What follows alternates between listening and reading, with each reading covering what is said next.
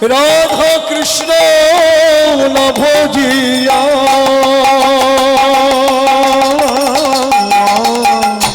মনুষ্য জন্ম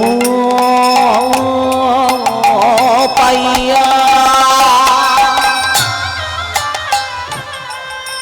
রাধা কৃষ্ণ না ভজিয়া আমি জানিয়া শুনিয়া বিষ খাইনু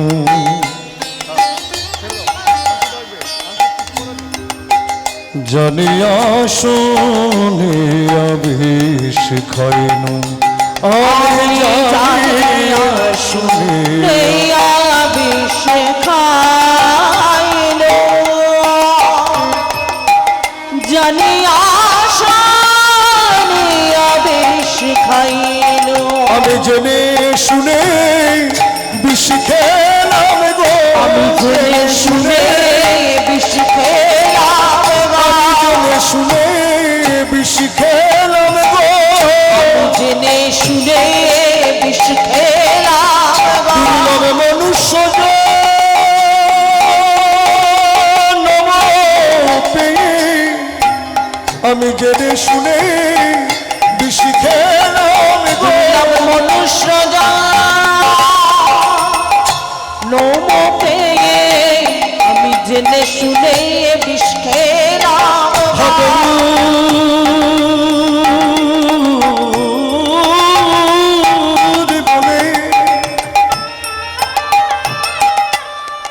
গৌরী বলে ডাকলাম না গো আমি জেনে শুনে বিষ খেলাম গো গৌর বলে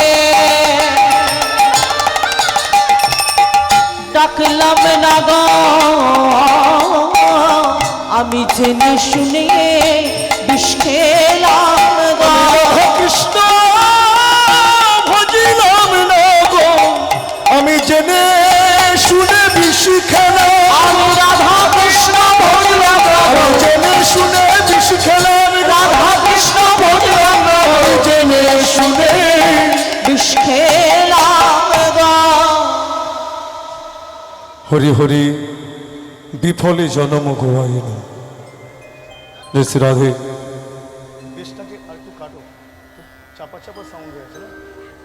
জয় নিতাই জয় শ্রী রাধে মনুষ্য জন্ম পাইয়া রাধা কৃষ্ণ না ভজিয়া জানিয়া শুনিয়া বিষ খাইল এটি হলো নরোত্তম ঠাকুর মশাইয়ের সংপ্রার্থনা। সংপ্রার্থনা কাকে বলা হয়? অজাত রতি জনের মন আদিকে গোবিন্দ চরণে নিষ্ঠা প্রাপ্তি করাইবার জন্য অভীষ্টের কাছে কিছু চাওয়া, কিছু কামনা করা।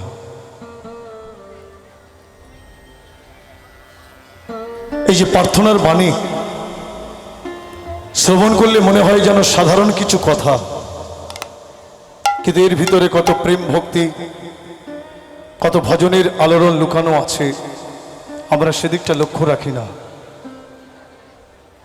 আমরা সমুদ্র দেখতে ভালোবাসি, সমুদ্রের কিনারে দাঁড়িয়ে সমুদ্র পানে চাইলে আনন্দের হৃদয়টা ভরে ওঠে। কেন? পরপর তরঙ্গের পর তরঙ্গ আসে, তো দেখতে ভালো লাগে। কিন্তু সমুদ্রের তলদেশ কত গভীরতা, তার ভিতরে যে কত আলোড়ন, কত সম্পদ লুকানো আছে, সেদিকটা আমরা লক্ষ্য রাখি না। তেমনি নরোত্তম ঠাকুর মশাইয়ের প্রার্থনার বাণীগুলি শ্রবণ করলে মনে হয় যেন সাধারণ কিছু কথা। এই প্রার্থনার বাণীগুলি কোনো কবির গাথা গান নয়। কি দিয়ে গড়া? ভজনের রস দিয়ে, অনুভূতির রস দিয়ে প্রার্থনার বাণীগুলি গড়া হয়েছে। হরি বল। কত প্রেম ভক্তির আলোড়ন যে লুকানো আছে, সেদিকটা আমরা লক্ষ্য রাখি না। ঠাকুর শ্রী নরোত্তম দাস দুঃখ প্রকাশ করছে, হরি হরি বিফলে জন্ম ঘুমাইন। দুর্লভ মনুষ্য জন্ম পেয়েছে, কিন্তু মনুষ্য জন্ম পেয়ে আমি ভজন করলাম না, রাধা কৃষ্ণকে ভজন করলাম না, হা গৌর বলে ডাকলাম না। মনুষ্য দেহ হচ্ছে ভজনের মূল। এই দেহ দিয়ে কেবল ভগবানের চরণ সান্নিধ্যে যাওয়া যায়, অন্যান্য দেহে হয় না। তাই এই দেহটার মাহাত্ম্য আছে। কেন? এই দেহটা ভগবান ব্রহ্মাকে দিয়ে গঠন করেছে।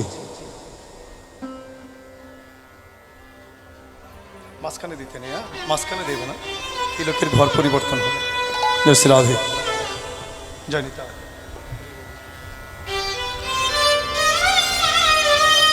ব্রহ্মা ভগবান, ভগবান ব্রহ্মাকে বলছে, ব্রহ্মা তুমি জগতের জীবের ঘর তৈরি করো, তারপরে জীব তুমি সৃষ্টি করো। এমন একজন জীব তুমি সৃষ্টি করবে যে জীব যেন আমার কাছে আসতে পারে, আমি যেন তার কাছে যেতে পারি।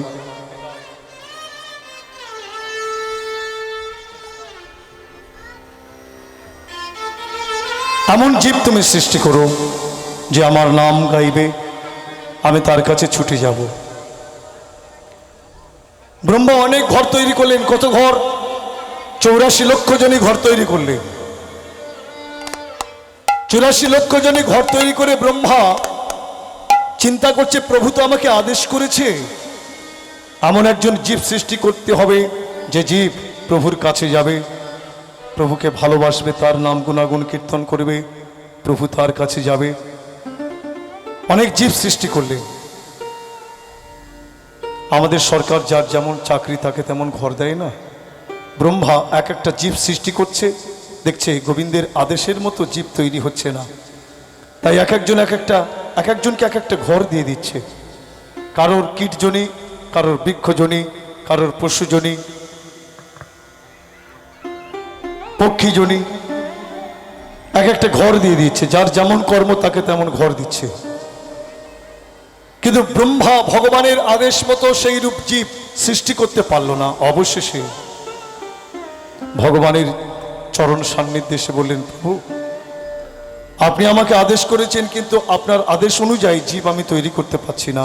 এমন একজন জীব আমি সৃষ্টি করব, সে ক্ষমতা আমার নেই, আপনি আমাকে কৃপা করুন। ভগবান কৃপা করলেন। তখন ব্রহ্মা ভগবানের কৃপায় এই নরতনুখানি তৈরি করলেন। জয় শ্রী রাধে।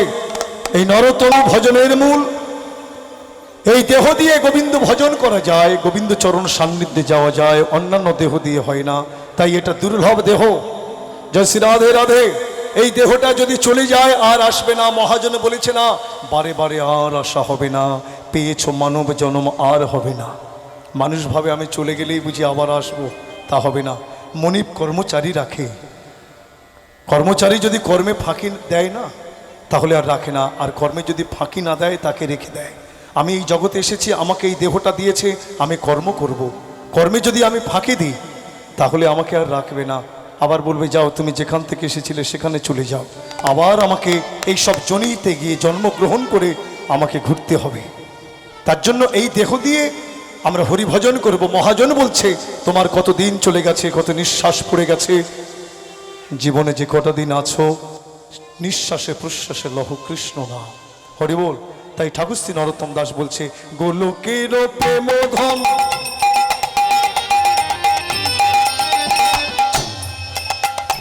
ভাই রে,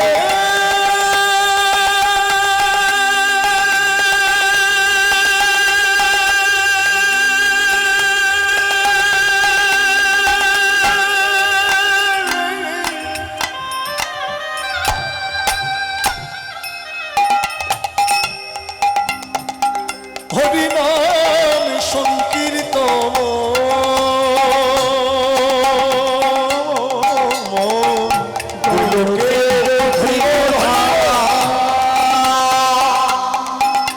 ভাই রে,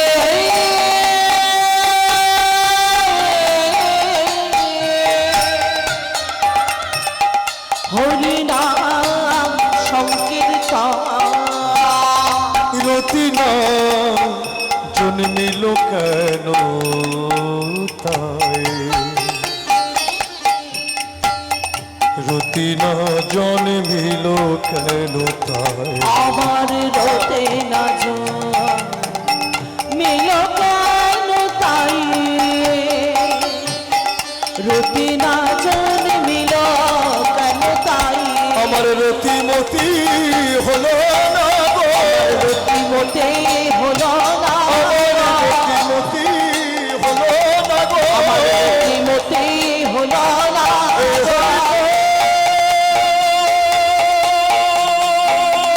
সংকীর্তনে আমার রতিমতি হলো না গো, এই হরিনাম আমার রতি মতে হলো না গো। ভবে যেমন এলো, যেমন এলাম তেমনি গেল, আমার রতিমতি হলো না গো। ভবে যেমন এলা, আমি তেমনি গেলাম,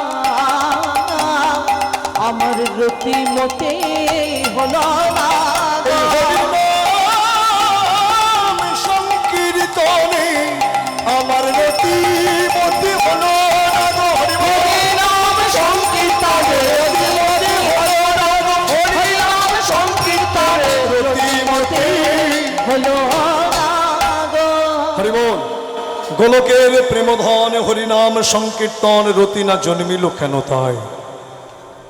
এই যে আমরা সংকীর্তন আশ্রয় করছি, শ্রবণ করছি, এটা ভুলকের সম্পদ নয়।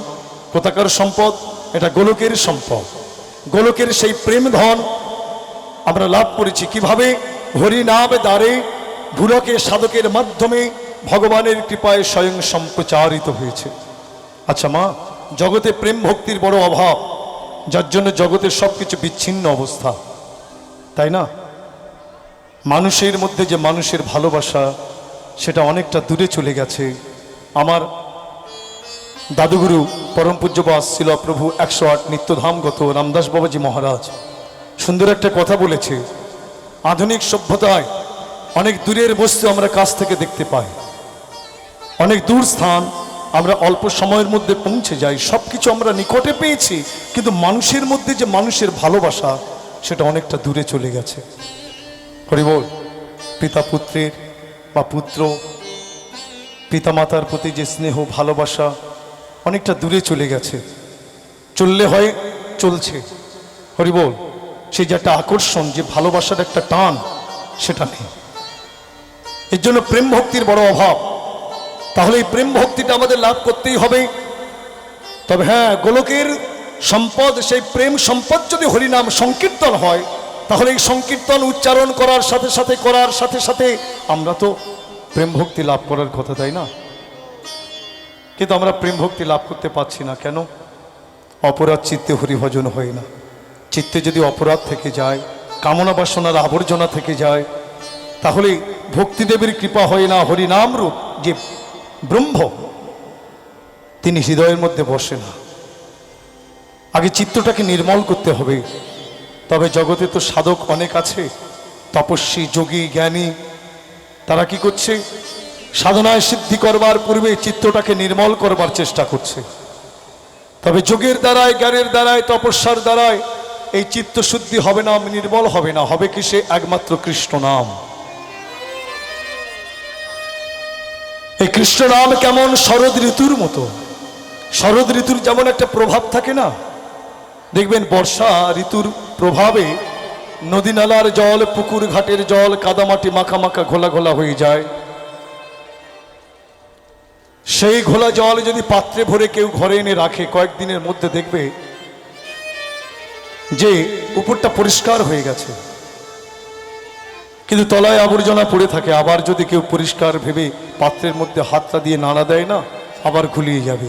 তেমনি যোগের দ্বারায়, তপস্যার দ্বারায়, জ্ঞানের দ্বারায় হৃদয় নির্মল হবে উপরে উপরে, আবার সুযোগ পেলে অপরাধ প্রকাশিত হবে। রাধে রাধে। কিন্তু কৃষ্ণ নামের প্রভাবে কি হবে? একেবারে নির্মল হয়ে যাবে। কৃষ্ণ নাম কেমন? শরৎ ঋতুর মতো। শরৎ ঋতুর যেমন একটা প্রভাব আছে, বর্ষা ঋতু চলে যাওয়ার পরে শরৎ ঋতুর আগমন হয়, তখন ওই পুকুর ঘাট, নদী নালার যে ঘোলা ঘোলা কাদামাটি মাখা মাখা জল সব স্বচ্ছ হয়ে যায়, পরিষ্কার হয়ে যায়। তেমনি কৃষ্ণ নাম শরৎ ঋতুর মতো হৃদয়ে যত অপরাধ, যত আবর্জনা সব ধুয়ে মুছে নির্মল করে দেয়, পরিষ্কার করে দেয়। তাই গৌর হরিবোল হরিবোল। ঠাকুর শ্রী নরোত্তম দাস বলছে, আমার কিছু হলো না কেন? এই হরিনাম সংকীর্তনে আমার রতি জন্মালো না। হরিবোল। সঙ্গে সার বিষানলে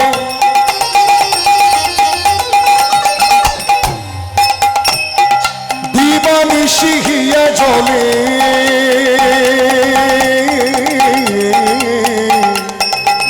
সঙ্গে সার বিষানলে দেব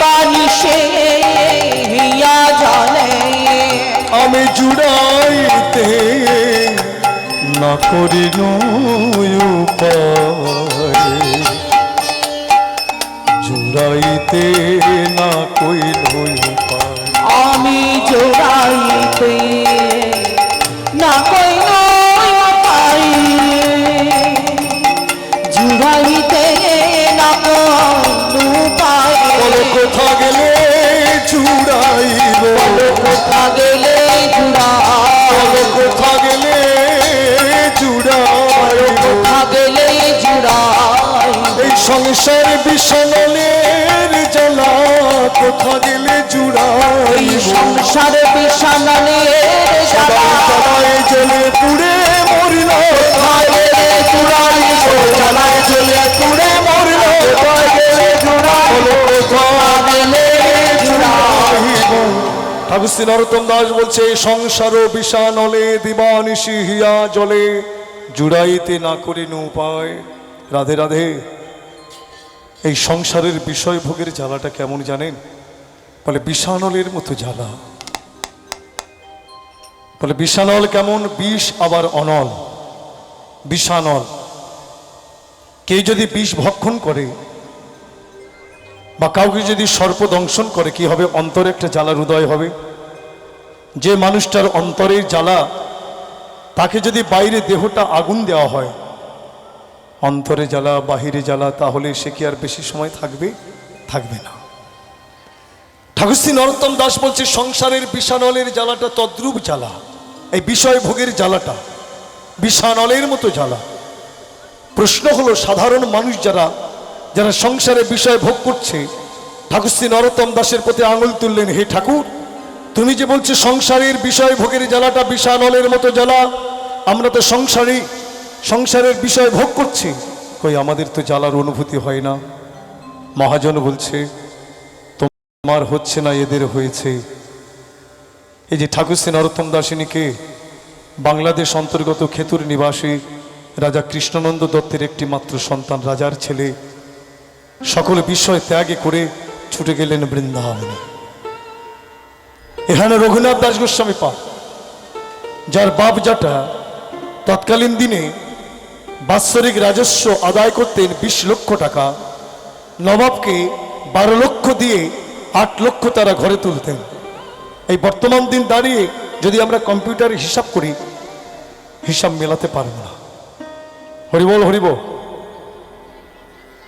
সেই বংশের সন্তান রঘুনাথ দাস গোস্বামী পা, অপ্সরার মতো স্ত্রী, ইন্দ্র সম ঐশ্বর্য, যাকে ধরে রাখতে পারল না, ছুটে গেল এই সংসারের বিষাণলের জ্বালা হতে মুক্তি পাবার জন্য নীলাচলে।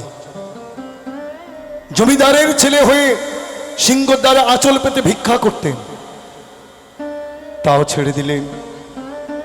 জগন্নাথের প্রসাদ প্রসারীগণ যে আনন্দ বাজারে বিক্রয় করতেন, ছত্রে গিয়ে হাত পাততেন।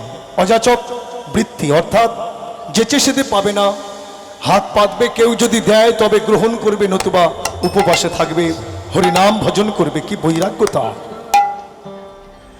শ্রীমন মহাপ্রভু যখন গুঞ্জামালা শিলা দিলেন, রঘুনাথ 22.5 ঘন্টা ভজন করতেন, মাত্র 1.5 ঘন্টা বিশ্রাম করতেন।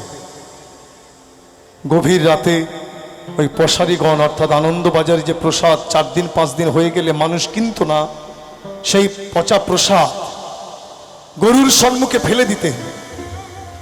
এক একদিন প্রসাদের এমন দূর অবস্থা হতো, গরুও পর্যন্ত মুখ দিত না। রঘুনাথ সেই প্রসাদ একটা একটা করে ধরে দেখতেন, যার মধ্যে শক্ত অংশ আছে, একটা একটা করে বাছাই করে ঘরে এনে, অর্থাৎ ভজন কুঠিরে এনে জল দিয়ে ধুয়ে লবণ দিয়ে ভোগ করতেন। কি বৈরাগ্য! একদিন শ্রীকৃষ্ণ চৈতন্য মহাপ্রভু এসে দেখলেন রঘুনাথ ওই প্রসাদ বাচ্ছে, হাগৌর বলে কাঁদছে। শ্রীকৃষ্ণ চৈতন্য মহাপ্রভু পিছন থেকে এসে রঘুনাথের কর থেকে কেড়ে এক মুষ্টি মুখের মধ্যে দিলে। রঘুনাথ বুকে করাঘাত করে বলছে, প্রভু না, এ তোমার সেবার যোগ্য নয়, তুমি কেন গ্রহণ করলে প্রভু? শ্রীমন মহাপ্রভু বললেন, রঘুনাথ কি যে বলো, জীবনে কত প্রসাদ পেয়েছি, এমন অমৃত মাখা প্রসাদ তো পাইনি। তুমি আমাকে না জানিয়ে এমন অমৃত মাখা প্রসাদ পাচ্ছ, দাও দাও। এমন বৈরাগ্যতা। এখানে লালা বাবু তৎকালীন দিনে তার ঠাকুরদাদা মায়ের শ্রাদ্ধ করেছিল 20 লক্ষ টাকা ব্যয় করে। একমাত্র নাতিপুত্র লালার অন্নপ্রাশনে হাজার মানুষকে নিমন্ত্রণ করেছিলেন, কিভাবে সোনার পাতের উপরে নিমন্ত্রণ অক্ষরগুলি খোদাই করে করে। সেই বংশের সন্তান লালাবাবু। শুধু তাই নয়, পুরীর মন্দির যখন পুরীর উড়িষ্যার রাজা যখন খাজনা দিতে পারছিল না, তখন ব্রিটিশরা নিলামে ডেকেছিলেন, নিলাম হচ্ছিল, তখন এই লালাবাবু ওই কর দিয়ে পুরীর মন্দিরটাকে রক্ষা করেছিলেন। আজও পর্যন্ত নীলাচলে যে আমরা জগন্নাথের রথযাত্রা দর্শন করি, এই যে রথ প্রতি বৎসর যে নতুনভাবে তৈরি হয়, এই লালাবাবুর বাগান থেকে কাঠ গিয়ে তারপরে নতুনভাবে রথ তৈরি হয়। এত অবদান লালাবাবু। সেই বংশের সন্তান লালা, জমিদার বংশের সন্তান। তারও দেহে জ্বালা উঠেছিল। কেমন জ্বালা? এই বিষানলের জ্বালাটা স্পর্শ করেছিল বলে সবকিছু ত্যাগ করে ছুটে গেল বৃন্দাবনে। তাই মহাজন বলছে, তোমার জ্বালা হচ্ছে না, এদের জ্বালা হয়েছে, তাই জ্বালা নিবারণের জন্য এরা ছুটে গেছে। প্রশ্ন হলো, এই বিষানল কাউকে জ্বালা দেয়, আবার কাউকে জ্বালা দেয় না, এমন হয় নাকি? মহাজন দৃষ্টান্ত দিচ্ছে, বলে দেখো, সাপের মুখে বিষ থাকে, বিষের থলি নিয়ে সাপ আহার করে, তার মুখে যে বিষ, সেই বিষের যে কত জ্বালা সাপ কিন্তু অনুভব করতে পারে না। অনুভব করে কে? সাপ যাকে দংশন করে সে অনুভব করে। তেমনি সংসারের বিষয়টা তুমি ভোগ করছো, এই বিষয়ের যে কত জ্বালা, তোমার ভোগ হচ্ছে না, ভোগ হবে। বলে কবে? যেদিন তুমি সাধুগুরু বৈষ্ণবের নির্দেশে, শাস্ত্রের নির্দেশে একটু একটু করে ভজন পথের দিকে অগ্রসর হবে, ভক্তি পথের দিকে অগ্রসর হবে, সেদিন এই সংসারের বিষানলের জ্বালাটা তোমার দেহ স্পর্শ করবে। নিতাই গৌর হরিবোল হরিবোল। তাই ঠাকুর শ্রী নরোত্তম দাস বলছে, এই সংসারের বিষানলের জ্বালাটা আমি জুড়াতে পারলাম না, এমন আমার গৌরাঙ্গ অবতারে আমার কিছু হলো না। ব্রজেন্দ্র নন্দন যে শচী সুত হইল সে, ব্রজেন্দ্র নন্দন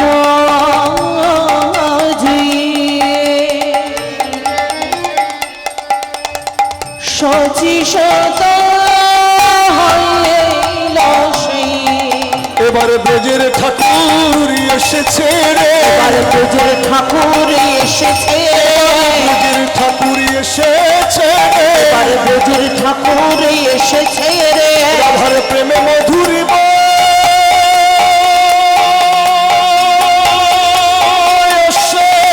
দিতে, এবার ব্রজের ঠাকুর এসেছে রে, রাধার প্রেমে মধুরিমা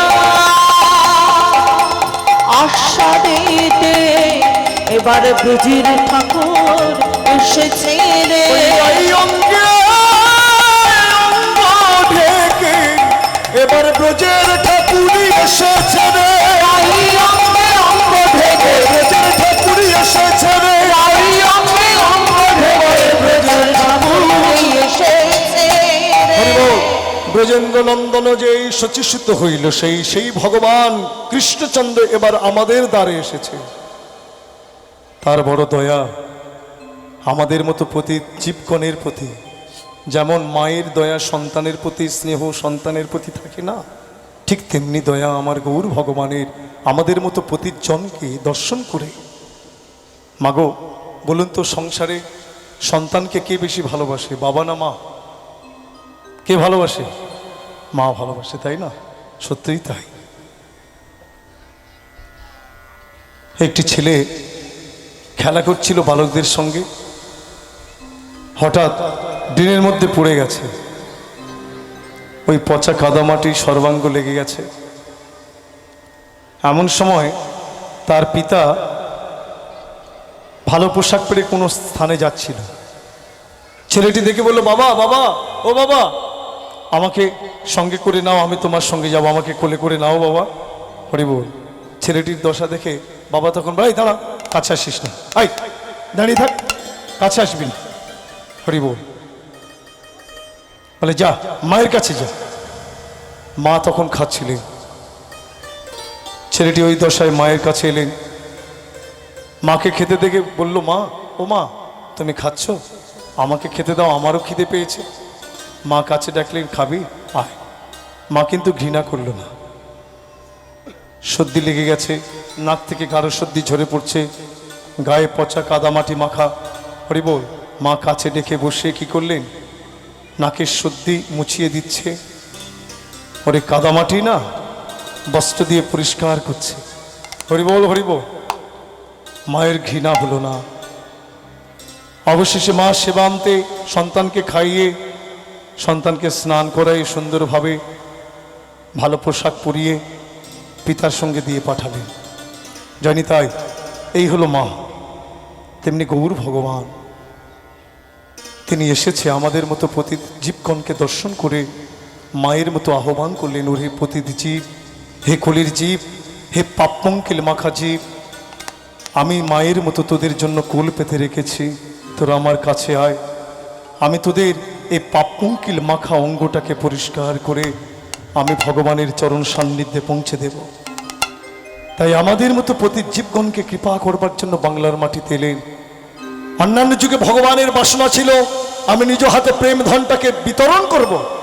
প্রেম বলতে কেমন? ব্রজ প্রেম। তাই তো ভগবান এই কলিযুগে প্রেমের দ্বারাই সকল জীবগণকে উদ্ধার করেছে। রাম আদি অবতারে ক্রোধে নানা অস্ত্র ধরে অসুরের করেছে সংহার। এবে অস্ত্র না ধরিল, প্রাণে কারো না মারিল, হরিনাম প্রেম দিয়ে করিল জগত উদ্ধার। প্রেমের এমন শক্তি, জানি তাই গৌর হরিব। তাই সেই প্রেমটা আমাদের মতো প্রতি জীবগণকে ভোগ করালেন, নিজেই আস্বাদন করতে এসেছে। শ্রী রাধার প্রেম মধুরিমা, সেই প্রেম মধুরিমার কত যে আস্বাদন, সেই আস্বাদনের কত চমৎকারিতা তিনি ভোগ করতে এসেছিলেন। এসে কি দেখলেন? কলিহত জীব, সম্মুখে লক্ষ লক্ষ কলিহত জীব, যাদের কিছু করার শক্তি নেই, সাধন দিলে ভজন করবে সে ক্ষমতা তাদের নেই। আহ্বান করলেন, তোমরা আমার কাছে এসো। নিজের আহারের বস্তু আমাদের মতো প্রতি জীবগণকে তুলে দিলেন, বললেন, এসো। হরির নাম, হরির নাম, হরির নামই বা কেবলম, কলৌ নাস্তে বা নাস্তে বা নাস্তে বা গতিরন্যথা। আমরা কলিহত জীব। মহাপ্রভু কি বললেন? হরের নাম, হরের নাম, হরের নামই বা কেবলম। তিনবার নাম বললেন। কলৌ নাস্তে বা নাস্তে বা নাস্তে বা গতিরন্যথা। হ্যাঁ, তিনবার নাস্তে বা দিলেন। কেন? আমরা প্রতিটি জীব সত্যের মনি ঋষিদের মতো তপস্যা করে ভগবানের কৃপা পেতে পারবো না, তাই নাস্তে বা। উদ্ধারের পথ হরের নামই বা কেবলম। ত্রেতা যুগের জীবের মতো যাগযজ্ঞ হোম তর্পণ করে ভগবানের কৃপা লাভ করতে পারবো না, তাই নাস্তে ব। উদ্ধারের পথ হরের নামই বা কেবলম। দাপরের জীবের মতো সেবা অর্চনা মার্গ অবলম্বন করে ভগবানের কৃপা লাভ করতে পারবো না, তাই নাস্তে ব। উদ্ধারের পথ হরের নামই বা কেবলম। নাম বিনা গতি নাই। ব্রজ প্রেমটাকে আমাদের ভোগ করালেন কিভাবে? দেখুন, আপনি যদি বাড়িতে পিঠে তৈরি করেন, কোন পিঠের মধ্যে নারকেলের পুর দিয়েছেন, কোন পিঠের মধ্যে ক্ষীরের পুর দিয়েছেন, দেখলে কিন্তু বুঝতে পারবো না। বুঝবো কখন? যখন কামড় দেব, তখন বুঝবো কোনটার মধ্যে নারকেলের পুর, কোনটার মধ্যে ক্ষীরের পুর আছে। তেমনি আমাদের অবলম্বন করতে হবে। মহাপ্রভু অবলম্বন করালেন কেমন করে? এই হরিনামকে। হরিনাম রূপ পিঠের মধ্যে রাধা প্রেমের পুরটাকে দিয়ে দিয়েছে, আর সেই প্রেম আমরা ভোগ করছি। দেখুন, রাধা প্রেমটা তো আর জলের মতো ঢকঢক করে পান করা যায় না, তাই হরিনাম রূপ পিঠের মধ্যে রাধা প্রেমের পুরটাকে দিয়ে আমাদের মতো কলিহত জীবগণকে তিনি ভোগ করালেন। প্রাণ ভরে বলল, নিতাই গৌর হরিবল হরিবল। তাই নরোত্তম ঠাকুর মশাই বলছে, ব্রজেন্দ্র নন্দন যে শচীসুত হইল সেই বলরাম হইল নিতাই, নিতাই গো বলরাম হইল নিতাই। সেই ব্রজের বলাই এসেছে রে, সেই ব্রজের বলাই এসেছে, সেই ব্রজের বলাই এসেছে রে, ব্রজের বলাই এসেছে। প্রেমের আকর্ষণী শক্তি হয়ে ব্রজের বলাই এসেছে, নিত্যানন্দ হয়ে বলাই এসেছে, ব্রজের বলাই এসেছে। গৌরলীলার মধ্যে দুটো বিষয় আছে, একটা হচ্ছে বিশ্বপ্রেম, আর একটা হচ্ছে প্রেমের আকর্ষণ শক্তি। বিশ্বপ্রেমকে আমার শ্রীকৃষ্ণ চৈতন্য মহাপ্রভু, আর সেই প্রেমের আকর্ষণ শক্তি হচ্ছে শ্রীপাদ নিত্যানন্দ। হরিবল। দেখুন, ভক্তের কাছে যদি প্রেম ধন থাকে না, তার কোনোদিন অভাব আসে না। মানুষের যদি ঐশ্বর্য থাকে, তার কোনোদিন দারিদ্রতা আসতে পারে না। কেন? ঐশ্বর্যের তো একটা ভোগ আছে, তার একটা আনন্দ আছে। তেমনি প্রেম ধন যার আছে, তার কোনোদিন অভাব আসে না। কেন? প্রেমের একটা ভোগ আছে, আনন্দ আছে, লাদিনী বৃত্তিশক্তি আনন্দ। আর প্রেম ধন দিয়ে কি করবেন? ভগবানের মাধুর্য আপনি দর্শন করবেন। রাধে রাধে। সেই প্রেম, বিশ্ব প্রেম হচ্ছে শ্রীমন মহাপ্রভু। আর প্রেম যেখানে থাকবে সেখানে আকর্ষণ থাকবে। কেন? ভক্ত প্রেমের দ্বারাই তো ভগবানকে আকর্ষণ করে কাছে এনে তার মাধুর্য দর্শন করে। রাধে রাধে। তাই শ্রীপাদ নিত্যানন্দ হলেন সেই প্রেমের আকর্ষণ শক্তি, যার জন্য কলিহত জীবগণকে, পতিত জীবগণকে আকর্ষণ করে কাছে টানলেন। টেনে কি করলেন?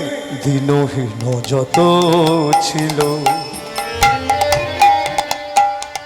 হরিনামে উদ্ধারিল। দিনহীন যত ছিল হরি নামে উদ্ধারিল। তার সাক্ষী জগাইয়ার মাধাই, তার সাক্ষী জগাইয়ার মাধাই, তার সাক্ষী জগাইয়ার মাথায়, তার সাক্ষী জগাইয়ার মাথায়।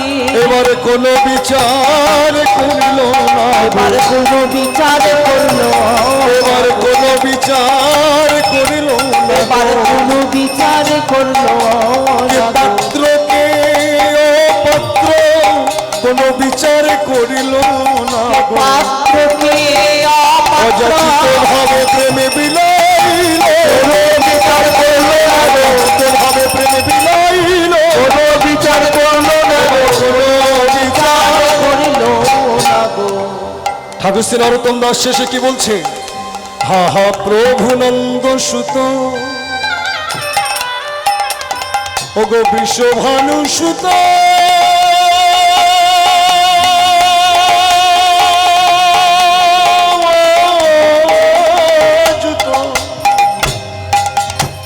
করুণা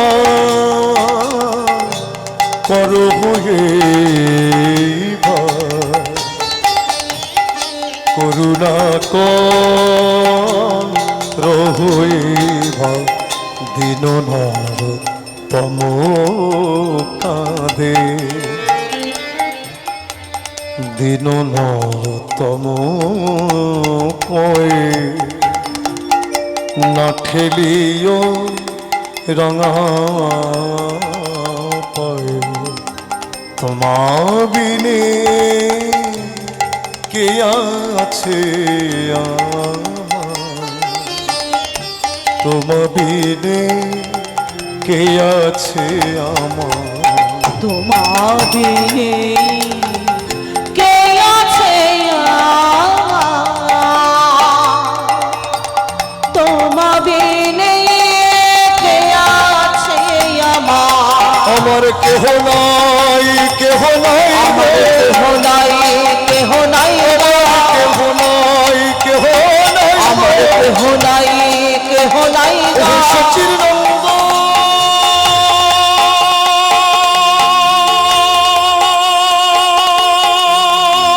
তুমি বিনে আমার কেহ নাই, কেহ নাই গো। ওহে সচির নন্দা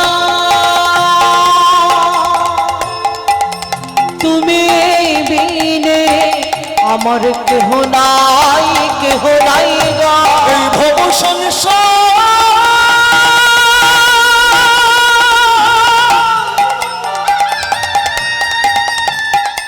ভব সংসার পার করিতে ওহে সচির নন্দন তুমি বিনা, কেহ নাই, কেহ নাই গো। সচির নন্দন তুমি বিনা, কেহ নাই, কেহ নাই, কেহ নাই, কেহ নাই গো।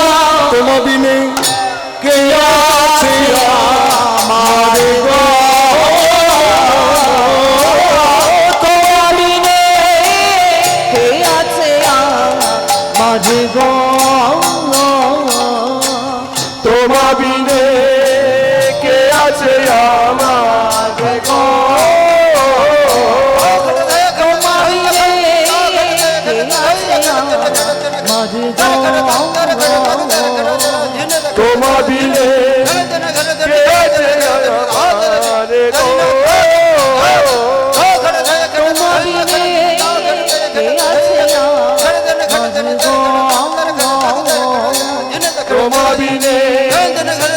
আছে আমার গো ও আমি রে কে আছে আমার গো ধরে ধরে ধরে ধরে ধরে ধরে ধরে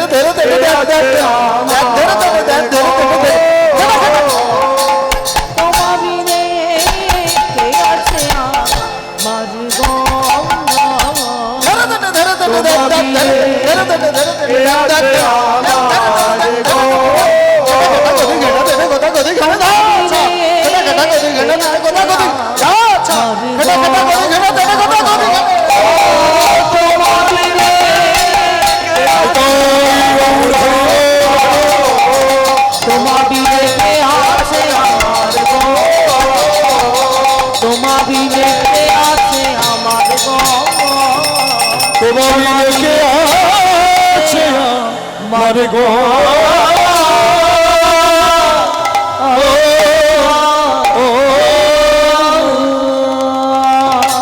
যদি তাই গৌর হরি বল শুধু নাম প্রেম পিপাসু আমার গৌর গোবিন্দের প্রিয়জন শুধু ভক্তবৃন্দ ভক্তিমতী মা জননীগণ আমি আপনাদের চরণের দাস এবছরও আপনাদের চরণ প্রান্তে এসে দাঁড়িয়েছি আপনারা সবাই কৃপার মুরতেই। তবে একটা কথা জিজ্ঞাসা করি, আপনারা সবাই ভালো আছেন তো? একটু প্রাণ ভরে বলুন নিতাই গৌর হরিবল হরিবল। মহাপ্রভুর কাছে কামনা করি আপনারা সবাই সুস্থ থাকুন, ভালো থাকুন। জয় নিতাই। আমি অধম কীর্তনিয়া আপনাদের চরণ প্রান্তে এসেছি মা। হে ভক্তগণ, লীলা পরিবেশনের মাধ্যমে আমার অনেক ভুল ত্রুটি হবে, নিজের সন্তানজ্ঞানে ক্ষমা করে চরণে স্থান দেবেন। আমার শির আপনাদের চরণে নিবেদন করছি, আপনারা আমাকে কৃপা করবেন। আপনাদের কৃপা শক্তিতে যেন প্রাণ ভরে গাইতে পারি আমার গৌর গোবিন্দের গুণকীর্তন। দুটি হাত তুলে প্রাণ ভরে বলুন, জোরে বলুন হরে কৃষ্ণ, জোরে হরে কৃষ্ণ কৃষ্ণ কৃষ্ণ হরে হরে, হরে রাম রাম রাম হরে হরে। নিতাই গৌর হরি বল। জয় শ্রী রাধে রাধে। আমার প্রণাম গ্রহণ করুন মা।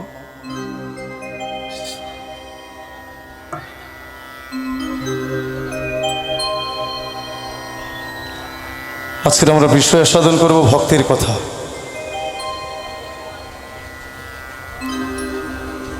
ভক্তকে সেবা করে ভগবান ভক্তের আদর্শ জগতে স্থাপন করে গেছে।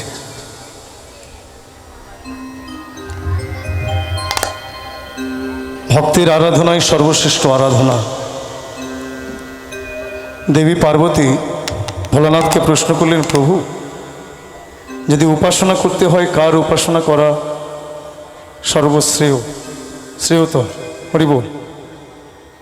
তদুত্তরে ভোলানাথ বললেন, দেবী আরাধনানাং সর্বেশাং বিষ্ণুর আরাধনাং পরম তস্মাৎ তদীয়ানাং দেবীং হে। হে ভক্তের আরাধনাই সর্বশ্রেষ্ঠ। দেখুন, সকল দেবের আরাধনার থেকে বিষ্ণুর আরাধনা শ্রেষ্ঠ। দেবী পার্বতী বলছে, তার থেকে যদি কিছু উপাসনা থাকে, আরাধনা থাকে, কৃপা করে আমাকে বলুন। তখন বলছে, তদীয় অর্থাৎ তার ভক্তির আরাধনা সর্বশ্রেষ্ঠ। জানি তাই ভক্ত বিনে ভক্তি মিলে না, ইহাই জানায় আছে। ভক্তি ধন যদি পেতে চাও মন যাও হে ভক্তির কাছে। রাধে রাধে। দেখুন, নামই হতে নাম বড়, অর্থাৎ ভগবান কৃষ্ণচন্দ্র, তার থেকে তার নাম বড়, আর নাম হতে ভক্ত বড়। এক রিক্সাওয়ালা রাজপথ দিয়ে যাচ্ছে, এক পথিক দেখে বলল, দাঁড়াও দাঁড়াও গো, আমাকে একটু নিয়ে যাবে? বলে, হ্যাঁ ভাই এসো। রিক্সাতে তুলেছে, রিক্সাওয়ালা রিক্সা চালিয়ে চলেছে। যেতে যেতে পথিককে প্রশ্ন করলেন, আচ্ছা বলতে পারো বাপু, এই জগতে সবচেয়ে বড় কে? পথিক তখন বললেন, বড় আবার কে? পৃথিবীটাই বড়। হরি বল। রিক্সাওয়ালা তখন বলছে, তোমার হিসাবে পৃথিবীটাই বড় না? বলে, হ্যাঁ। বলে আমার হিসাবে বড় কে জানো? বলে কে বড়? পৃথিবীটা যে ধারণ করে আছে সেই বাসুকি নাগই বড়। হরি বল। পথিক তখন বলছে তোমার হিসাবে যদি বাসুকি নাগ বড় হয়, আমার হিসাবে কে বড় জানো? বাসুকি নাগকে যিনি কণ্ঠে ধারণ করে আছেন সেই ভোলানাথই বড়। রিক্সাওয়ালা বলছে ভোলানাথ যদি বড় হয় তার থেকেও বড় আছে। বলে কে? বলে রাবণ, যিনি ভোলানাথকে হাতে তুলে ধারণ করে রেখেছিলেন।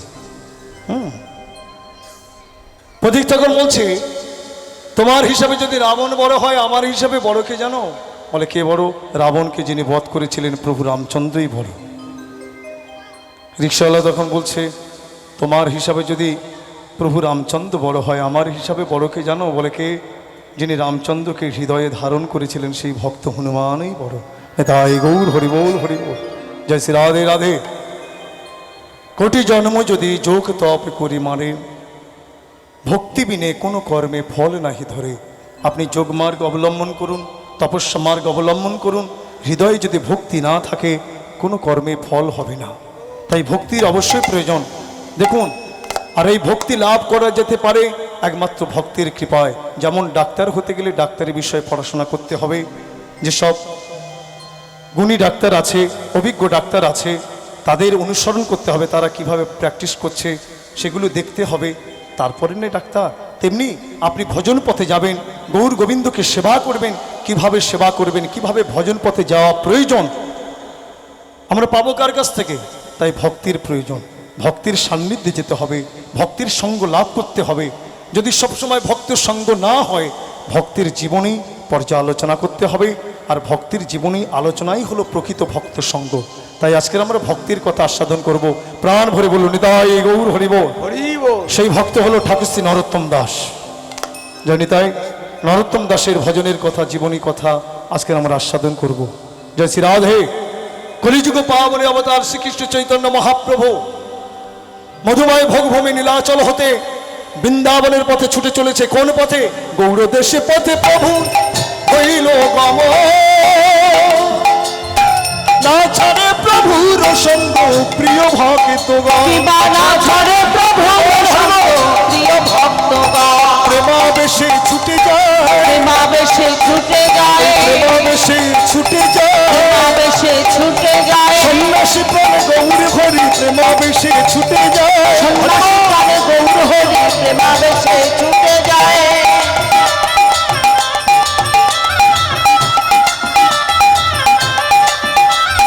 প্রেমাবেশে ছুটে যায়, প্রেমাবেশে ছুটে যায়। সন্ন্যাসী প্রাণে গৌর হরি প্রেমাবেশে ছুটে যায়, সন্ন্যাসী প্রাণে গৌর হরি প্রেমাবেশে ছুটে যায়।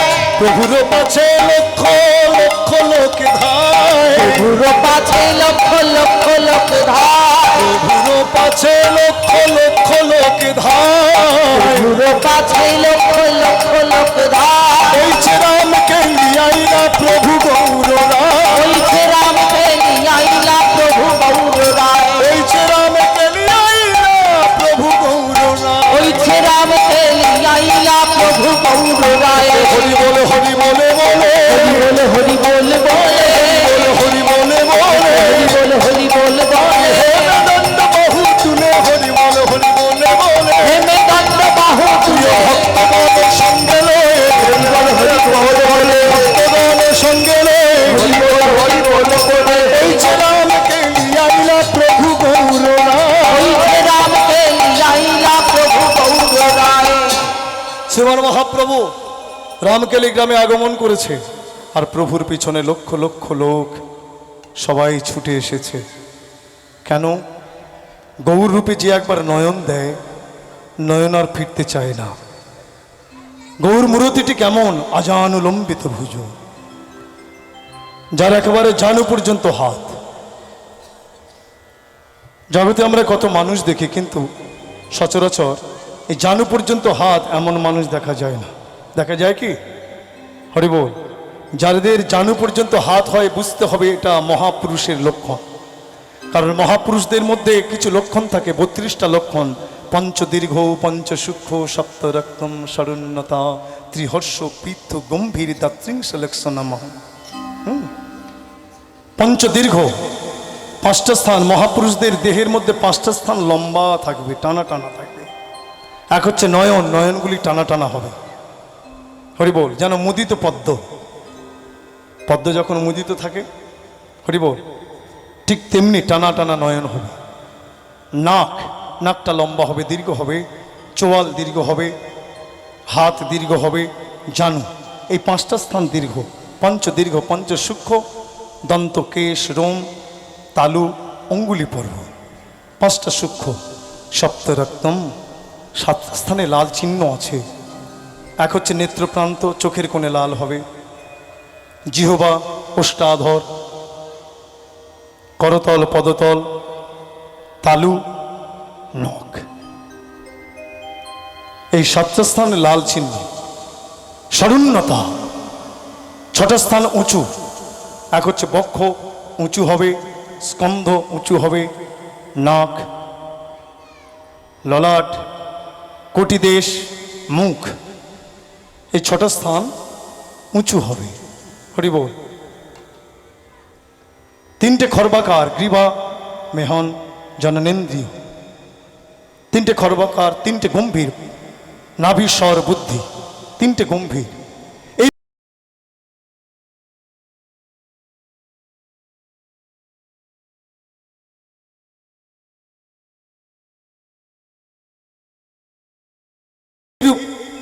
বত্রিশটা লক্ষণ মহাপুরুষদের মধ্যে থাকে, আমার শ্রীমান মহাপ্রভুর মধ্যে এই 32টা লক্ষণই বর্তমান।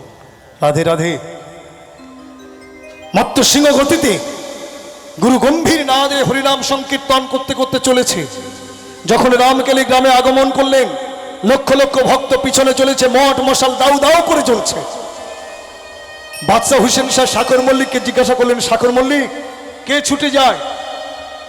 শাকর মল্লিক মনে ভাবলেন, মুসলমান তো, যদি বলি কলি পাবন অবতার শ্রীকৃষ্ণ চৈতন্য মহাপ্রভু ছুটে চলেছে, তাহলে আক্রমণ করলে করতে পারে। যার জন্য পরিহাসের ছলে বললেন, হুজুর, কে আর হবে? মনে হয় কোনো ফকির টকির চলেছে। শাকর মল্লিক, ফকির? ফকিরের পিছনে এত মানুষ? না না না, তা হতে পারে না। কি আছে এই মানুষটার মধ্যে? ন্যাড়া মাথা, সর্বাঙ্গে ধুলো মাখা, ছোট্ট একটা অরুণ বর্ণের বসন পরিধানে, আর তো কিছু নেই। দুটো হাত উত্তোলন করে মত্ত সিংহ গতিতে ছুটে চলেছে, তাকে তুমি ফকির বলছো? আর ফকিরের পিছনে এত মানুষ বিনা স্বার্থে ছুটে যেতে পারে না। নিশ্চয় পীর পয়গম্বর নতুবা ঈশ্বরের দূত হবে। যাই হোক, এদের সেবার আয়োজন করো। গভীর রাত রামকেলি গ্রামে শ্রীমান মহাপ্রভু ভক্তের সঙ্গে অবস্থান করছে। ভক্তগণ সবাই ঘুমিয়ে পড়েছে। এমন সময় দুটি ভাই শাকর মল্লিক, দেবীর খাস, যারা ব্রাহ্মণ সন্তান, যাদের পূর্ব নাম ছিল অমর সন্তোষ, কিন্তু বাদশাহ হুসেন শাহ এদের বিদ্যায়, গুণে, রূপে মুগ্ধ হয়ে নিজ কর্মে নিযুক্ত করেছিলেন। নাম রেখেছিলেন শাকর মল্লিক, দেবীর খাস। সেই শাকর মল্লিক, দেবীর খাস দুই গুচ্ছ তৃণ করি এক গুচ্ছ দন্ত ধরি পড়িলা গৌরাঙ্গ পদতলে। চরণতলে লুটিয়ে পড়ে বললেন, প্রভু, যবন সেবী পামর মোরা দুটি ভাই, ব্রাহ্মণ সন্তান হয়ে এই হাতে যবনকে সেবা করে এসেছি, যবনের অন্নে প্রতিপালিত হচ্ছি, কৃপা করো প্রভু, চরণ প্রান্তে টেনে চরণ একটু স্থান দাও। শ্রীকৃষ্ণ চৈতন্য মহাপ্রভু বললেন, শোনো শোনো রূপ দেবীর খাস, জন্মে জন্মে তোমরা দুই কিং করো আমার, আজি হইতে দোহার নাম রূপ সনাতন, দণ্ড ছাড়ো তোমাদের, দণ্ডে ফাটে মোর মন। আজ থেকে তোমাদের দুটি ভাইয়ের নাম শাকর মল্লিক, দেবীর খাস নয়, আমি তোমাদের দুটি ভাইয়ের নাম রাখলাম রূপ আর সনাতন। এই রূপ সনাতনকে কৃপা করে শ্রীমান মহাপ্রভু পরের দিন কানাই নাটশালায় আগমন করলেন। প্রভাতকালে ভক্তগণ চতুর্দিকে লক্ষ্য করে দুটি বাহু উত্তোলন করে হরিধ্বনি করছে, হরি বল, হরি বল। জানিতাই মাগো, আমরা বলতে এসেছি, আপনারাও বলবেন, কীর্তনটায় তবে তো আনন্দ। একটু বলুন, হাত তুলুন সবাই, যেটা বলুন, হরি বল, হরি বল, হরি বল, হরি বল, হরি বল। মৃদঙ্গ বাজছে, ভক্তগণ হরিধ্বনি করছে। শ্রীমান মহাপ্রভু প্রেম নৃত্য শুরু করলেন।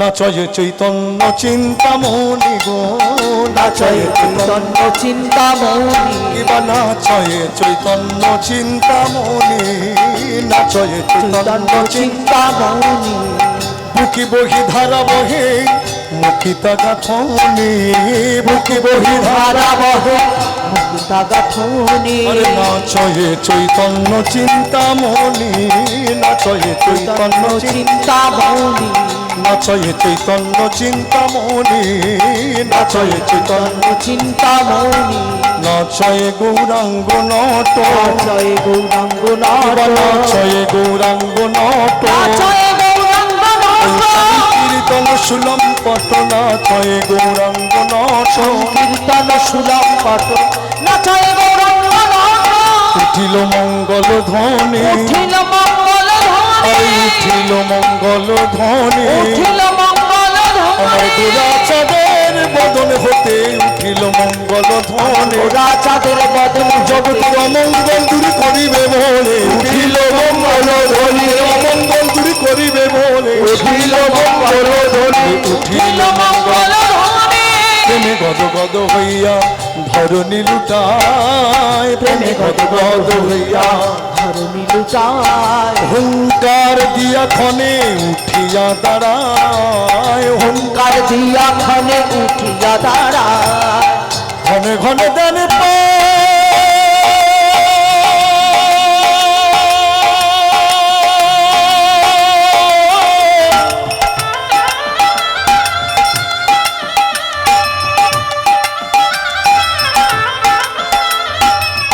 ঊর্ধ্ব বাহু করি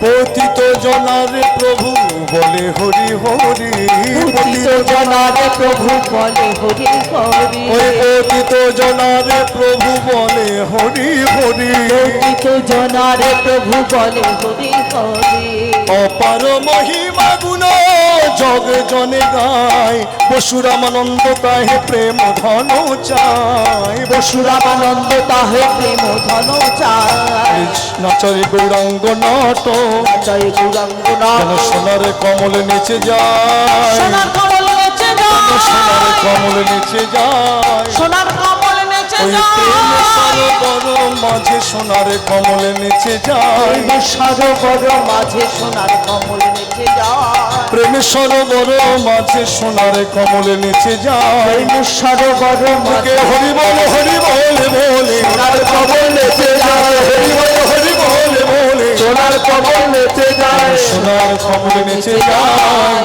শ্রীকৃষ্ণ চৈতন্য মহাপ্রভু প্রেম নৃত্য করতে করতে খেতুরের দিকে মুখ করে উচ্চ কণ্ঠে বলে উঠল নরোত্তম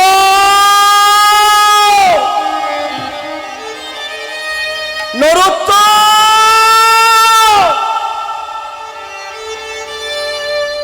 শ্রীমান মহাপ্রভু ভাবে বিভোর হলে গুরু গম্ভীর নাদে নরোত্তম নরোত্তম নরোত্তম বলে ডেকে উঠল শ্রীপাদ নিত্যানন্দ বক্রেশ্বর হরিদাস এইসব পার্শ্বদবৃন্দ চিন্তা করছে প্রভু হঠাৎ নরোত্তম নরোত্তম নরোত্তম বলে ডাকছে কেই নরোত্তম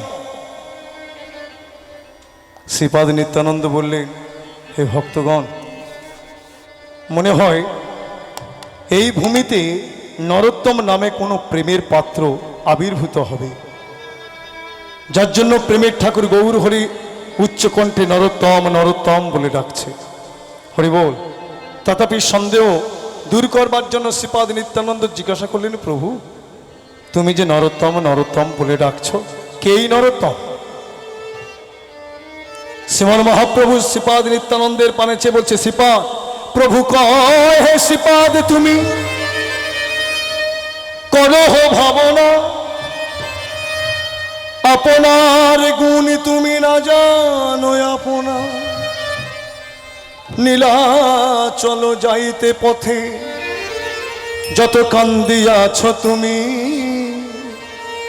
সেই প্রেমে দিনে দিনে বাঁধিয়াছি আমি সেই প্রেম রাখি যাব পদ্মাবতী স্থানে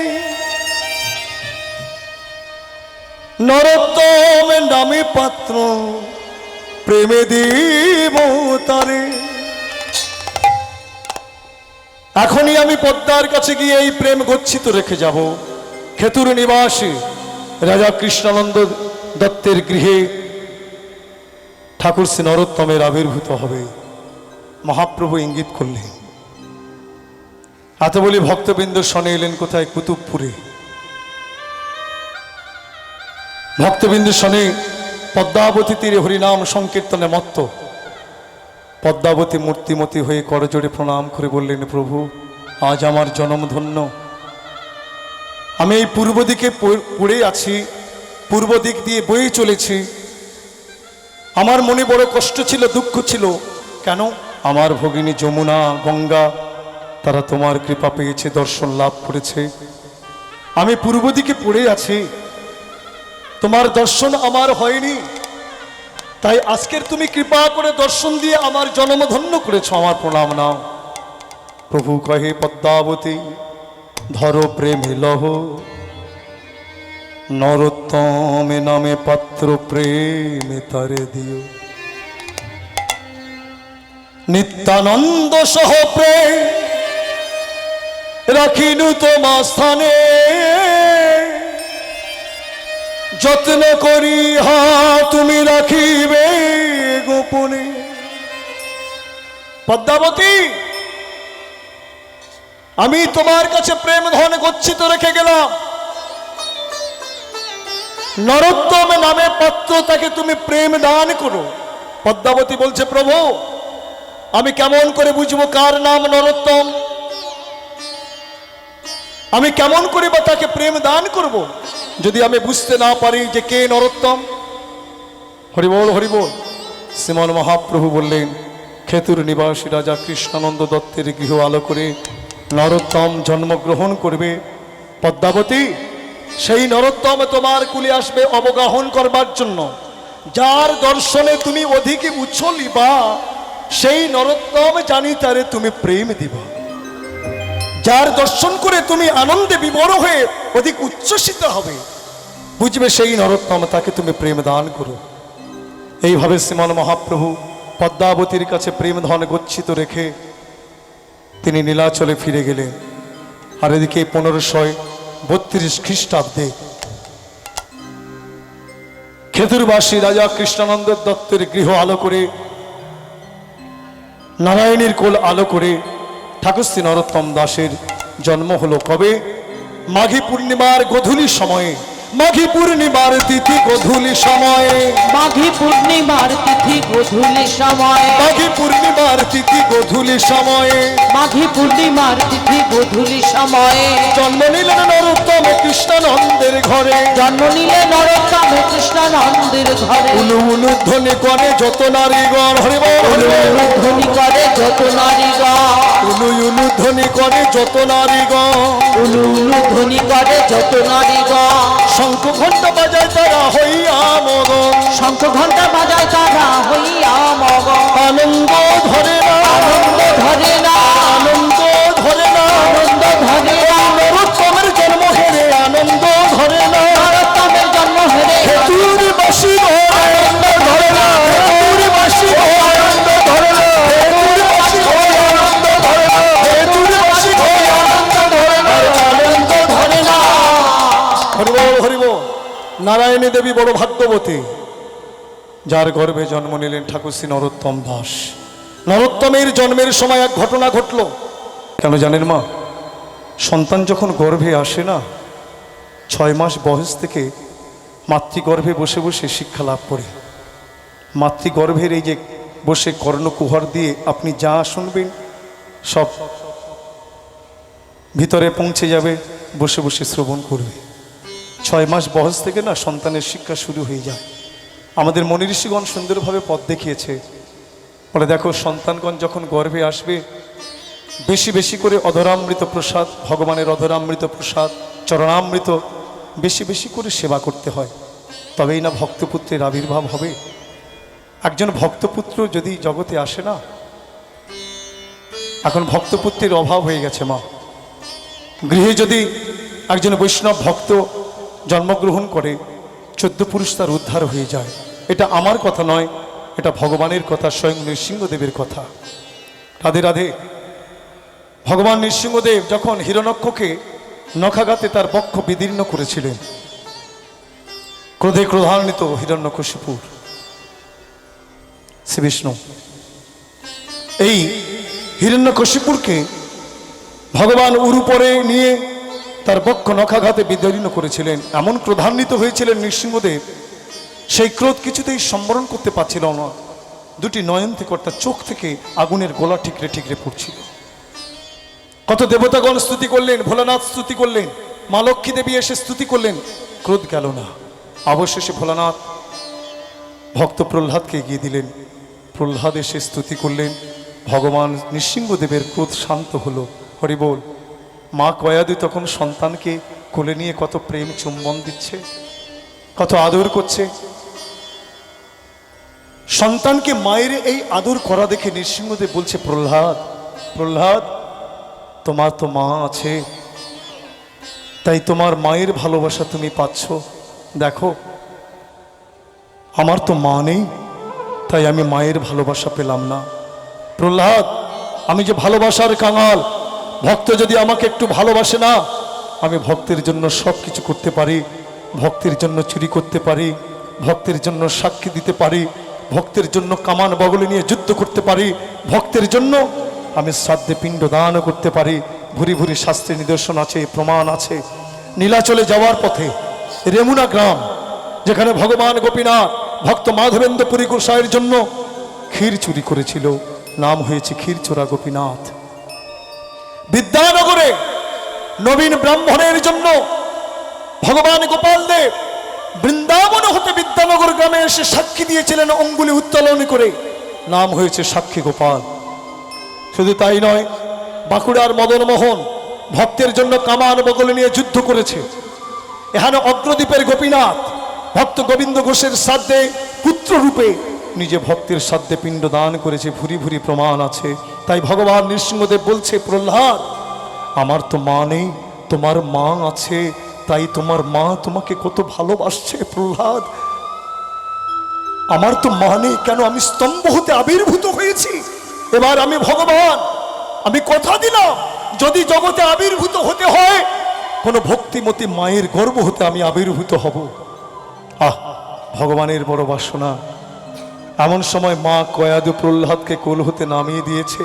ভক্ত প্রহ্লাদ ধীরে ধীরে ভগবানের কাছে এসে করজোড়ে দাঁড়িয়েছে। ভগবান প্রহ্লাদকে কোলে নিয়ে বলছে, প্রহ্লাদ কি চাই বলো, কিছু চাও আমার কাছে? প্রভু, আমার তো কিছু চাওয়ার নেই। সে কি, কিছু তো চাও প্রহ্লাদ, আমি তোমাকে কিছু দিতে চাচ্ছি, তুমি নেবে না? প্রভু, তুমি আমাকে দেবে। শোনো প্রভু, আমি তোমার কাছে যা চাইব তা তোমার দেবার শক্তি নেই। প্রহ্লাদ, আমি জগদীশ্বর, আমি ভগবান, আমার দেবার কিছু নেই। একবার চেয়ে তো দেখো কি চাই। টাকা পয়সা, ধন সম্পদ, কত ধন সম্পদ লাগবে, নিয়ে নাও। প্রহ্লাদ তখন বলছে, প্রভু, টাকা পয়সা ধন সম্পদের জন্য তো আমি তোমার চরণ ভজি না। আমি ধন সম্পদের জন্য তোমার চরণ ভজতে যাব কেন? আমি তো বাপের সন্তান, আমার বাবা চলে গেছে, আমি তো এই বংশের উত্তরাধিকারী হয়ে গেছি, আমি সম্পদের অধিকারী হয়ে গেছি, তাই সম্পদের জন্য আমি তোমার চরণ ভজি না প্রভু। তাহলে প্রহ্লাদ, তুমি আমাকে চাও। যদি তুমি আমাকে চাও, আমি তোমার হৃদয়ে মাঝে বাঁধা থাকব। ভক্ত প্রহ্লাদ বলছে, প্রভু, তুমি নূতন করে কি আমার কাছে বাঁধা থাকবে গো? পূর্ব হতে যে তুমি আমার হৃদয়ে মাঝে বাঁধা আছো, তা না হলে আমার পিতা হিরণ্যকশিপুর সেই দৈত্যরাজ, তার কোলে বসে বসে আমি তোমার গুণকীর্তন করেছি, আমার তো একটু ভয় করেনি। আমি আর কারে বা ডরি, আমার হৃদয় মাঝে আছে বংশীধারী, আমি আর কারে বা ডরি। জয়নিতাই, ভগবানের রাতুল চরণ যারা আশ্রয় করে না, সকল ভয় ডর তাদের দূরে চলে যায়। হরিবল হরিবল। তাই তো মহাজন বলেছে, ভজ হুরে মন শ্রীনন্দ নন্দন অভয় চরণার বৃন্দরে। সেই অভয় চরণ যারা আশ্রয় করে, সকল ভয় দূরে চলে যায়। ভগবান নৃসিংহদেব বলছে, প্রহ্লাদ, আমি যে বিপদে পড়ে গেছি, দেখো সকল দেবতাগণ আমার পানে চেয়ে আছে, আমি ভগবান হয়ে তোমাকে কিছু দিতে চাচ্ছি, তুমি নিচ্ছ না। দেখো সবাই তাকিয়ে আছে, কিছু তো নাও প্রহ্লাদ। প্রভু তুমি দেবে? হ্যাঁ প্রহ্লাদ, কি চাই বলো? প্রভু আমার জ্যাঠা, আমার পিতা তোমার চরণে কত অপরাধ করেছে, তাদেরকে তুমি কৃপা করে মুক্তি দিয়ে দাও। ভগবান বলছে, প্রহ্লাদ তুমি আমার কাছে একই বস্তু চাইলে গো, এ তো আমার দেবার শক্তি নেই। কেন প্রভু? তুমি তো আমাকে অনেক কিছু দিতে চাইছিলে, তুমি তো জগদীশ্বর, কেন পারবে না? তারা তোমার চরণে অপরাধ করেছে বলে তাই তুমি মুক্তি দিতে পারবে না? ভগবান বলছে, না প্রহ্লাদ তা নয়। জানো প্রহ্লাদ, যা পূর্ব হতে হয়েই আছে, আমি নূতন করে কি আর করব গো? দেখো যে বংশে একজন হরিভক্ত বৈষ্ণবের জন্মগ্রহণ হয়েছে, জন্মের সাথে সাথে তারা তো উদ্ধার হয়েই গেছে, আমি নূতন করে কি আর উদ্ধার করবো? তাই গৌর হরিব। তাই ভক্তপুত্রের বড় অভাব হয়ে গেছে মা, জানি। তাই গৌর হরিব। দেখুন গর্ভের সন্তান যদি আসে, কিছু মনে করবেন না মা, বলতে হয়, সমাজে দেখি তো, তবে আপনারা প্রেমিক ভক্ত মা, আমরা দেখি, সেই উদ্দেশ্যে কথাটা বলছি। গর্ভের সন্তান এসেছে, সেই সন্তানকে গর্ভে ধারণ করে টিভি সিরিয়ালের সম্মুখে বসে যদি কূটনৈতিক চরিত্রগুলি আমরা দেখি বা তারা দেখে, কি হবে? সন্তান তো কূটনৈতিক চরিত্র সে অবলম্বন করে জন্মগ্রহণ করবে, তাই না? তাই গৌর হরিবোল হরিবোল। এর জন্য সময় থাকতে থাকতে প্রতিটা মায়ের সচেতন থাকতে হবে যে আমার সন্তান যেন ভক্তিবান হয়। তাই গৌর হরিবোল। তাই নারায়ণী দেবী সৌভাগ্যবতী, যার গর্ভে জন্ম নিলেন ঠাকুর শ্রী নরোত্তম দাস, জানি তাই। কিন্তু অন্নপ্রাশনের সময় অপূর্ব ঘটনা ঘটল। পিতা শ্রী বিষ্ণু নরোত্তম ঠাকুরমশাই জন্ম নিলেন, সবাই দলে দলে দেখতে আসছে। সবাই এসে বলছে, দেখো গো আমাদের রানীমা, রাজামশাই কত সুন্দর দেখতে, স্বর্ণকান্তি। হ্যাঁ, আর আমাদের এই রাজামশাইয়ের সন্তানটা হয়েছে কালো কুৎসিত বর্ণ। ভগবান যদি একটা পুত্র দিল তাও আবার কালো। এই কথা শ্রবণ করে না নারায়ণী দেবী এবং কৃষ্ণানন্দ দত্তের মুখখানি মলিন হয়ে গেল। সত্যই তো, সন্তানটা দিয়েছে বড় কালো, জানি তাই গৌর হরিবোল হরিবোল। তৎকালীন দিনে ধাইমারাই তো পুত্রের দেখাশোনা করতো, সন্তানাদির দেখাশোনা করতো সূতিকা গৃহে।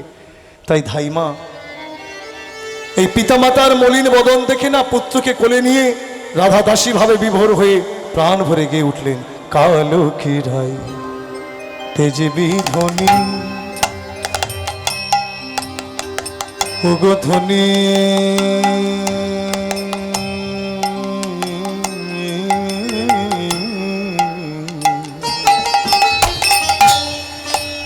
কালো কিরাই তেজবি ধ্বনি।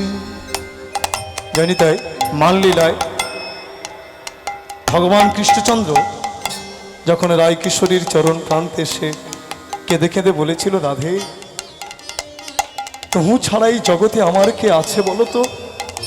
তাই তোমার চরণে শরণ নিলাম, আমার প্রতি অভিমান করো না, মান করো না, একবার তুমি আমার পানে ফিরে চাও। রাধারানী তখন সখীদের বলেছিল, সখীরে ওকে উঠে যেতে বল, ওই কালো রূপ আমি আর দেখতে চাই না। সখীরা তখন বলেছিল, রাধে কালো ছাড়া কি জগতে আছে রে? কালো ত্যাগ করে কেমন করে বাঁচবি? সেইভাবে ভাবিতা হয়ে এই ধাইমা প্রাণ ভরে গিয়ে উঠলেন। এবারে কালো তেজে ব্রজ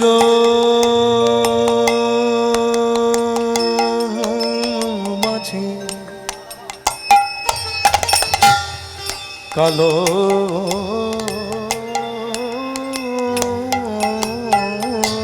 তেজে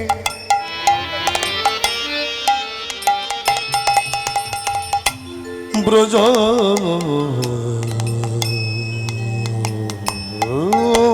মাঝে সুখে আছে কোনে রমণী রমণী রমণী গো কালো কিরাই তেজবি ধ্বনি,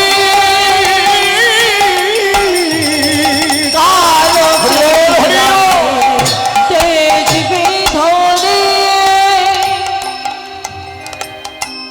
কাকে কালো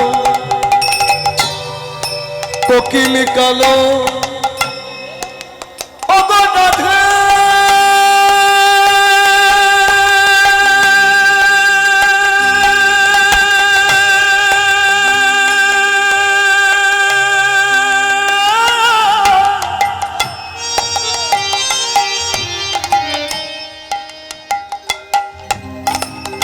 তুমি বলো না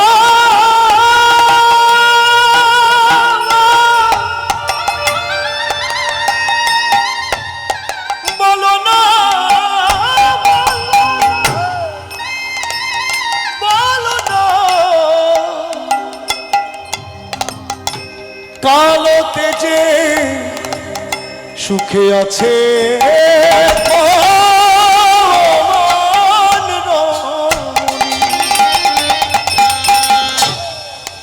কাকে কালো কোকিল কালো ভ্রমর কালো ভ্রমরি কালো শ্রী যমুনার জলে কালো তমালের মুড়া কালো যমুনা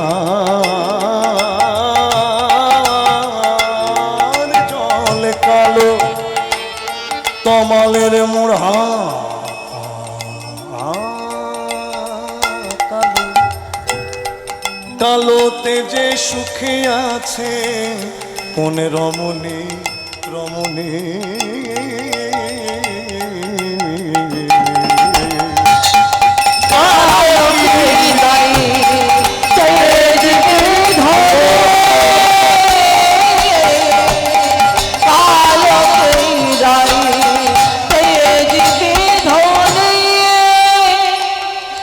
শোনো রাধে কি হলো জয় শ্রী রাধে রাধে তোমার মাথার ওই কেশ কালো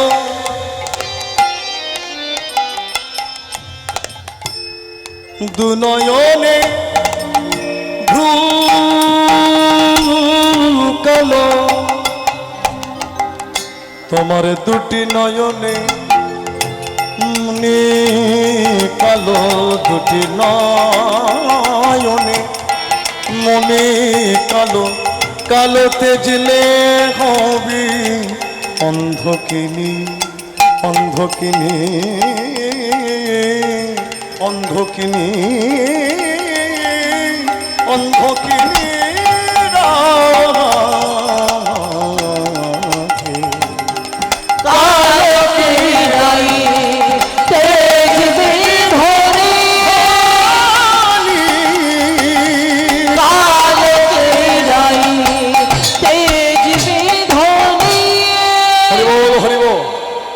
রাজা কৃষ্ণনন্দ দত্ত চিন্তা করলেন আমার কৃষ্ণ তো কালো ভগবান পুত্র দিয়েছে এই না বড় কথা হরি বল অন্নপ্রাশনের দিন যখন পুত্রের মুখে প্রসাদ দিতে গেল হ্যাঁ অন্ন দিতে গেল পুত্র মুখ ফিরিয়ে নিলেন দৈবজ্ঞ গণনা করে বললেন এই পুত্র কৃষ্ণ চরণামৃত ছাড়া প্রসাদ ছাড়া গ্রহণ করবে না কুল পরম্পরাগত কৃষ্ণনন্দের দত্তের গৃহে প্রাচীন গোবিন্দের বিগ্রহের সেবা ছিল শ্রী বিগ্রহের সেবা ছিল সেই গোবিন্দ অধরামৃত প্রসাদ যখন এনে দিলেন নরু তখন মহা আনন্দে সেবা গ্রহণ করলেন জানি তাই গৌর হরিবল নাম রাখলেন নরু এইভাবে দিন দিন বড় হচ্ছে চূড়াকরণের পরে বিদ্যালয়ে পাঠালেন অপূর্ব তার বিদ্যা